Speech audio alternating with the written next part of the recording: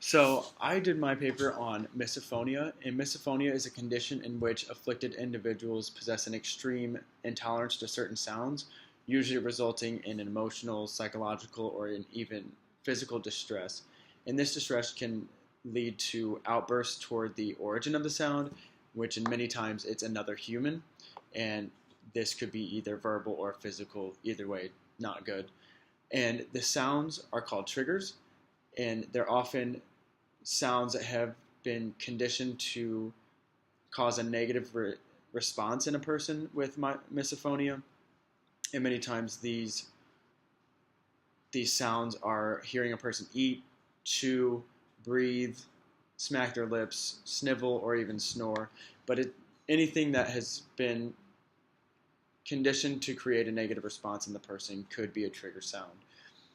And these trigger sounds cause sensations in the person with misophonia that lead to anger, hatred, resentment, and even physical discomfort, usually towards the origin of the sound. This can cause social complications if an outbursts happen frequently and they're violent or annoying enough to a person that you're close with, a partner, family member, coworker, things along those lines can cause quite a bit of problems, and they might think you're weird if you having random outbursts towards them just because they're eating. However, it can also cause problems in your social life if the person is avoiding certain environments or situations in which they would run into, or they would where an outburst would be probable, so they just avoid them completely. And misophonia differs from other auditory conditions such as hyperacusis in that it is not caused by an error in the auditory pathway, but instead it's caused by the interpretation of the sound from the pathway. So it's a malfunction within the brain rather than the auditory mechanisms. However, hyperacusis is a problem in the auditory mechanisms and the sensing of the auditory sound, which causes a problem where sounds are extremely amplified. But in misophonia, sounds are not amplified, they're just extremely distressful to people with misophonia. And in some of the papers that I read, they did tests where they would play certain sounds that would just be annoying. They would play sounds that they would think would trigger people with misophonia, and they would also play just normal everyday sounds like rain.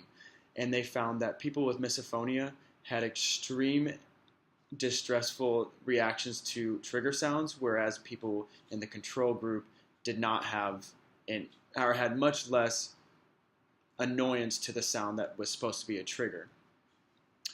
And that goes to show that there is a difference between just being annoyed by a sound and actually having a physical distressful reaction to a certain sound which would be a trigger. And this is a very small area of research, and therefore there's not much known about it, but there have been quite a few people, including Jastreboff. He's a big name in misophonia research and also in tinnitus and hyperacusis research. So there have been certain treatments that have been somewhat played with, and many of them include just simply avoiding triggers, but that's not very great because many times you can't avoid a trigger in everyday life. So they're working on certain other treatments, and some of those have included counter conditioning, in which they play a trigger sound, and instead of a negative feeling, they provide the patient with a positive stimulus in hopes that it would unassociate the negative conditioning that they have received with that certain sound. So, in all, there needs to be more research in misophonia to learn more about it and learn more about how to properly treat people with misophonia, because it truly can be a distressful situation.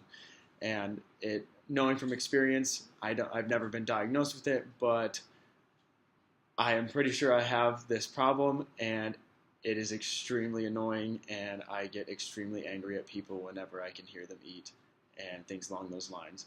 Didn't put that in my paper because I don't necessarily know that I have that condition, but I have a lot of the symptoms, and that is why I did this paper.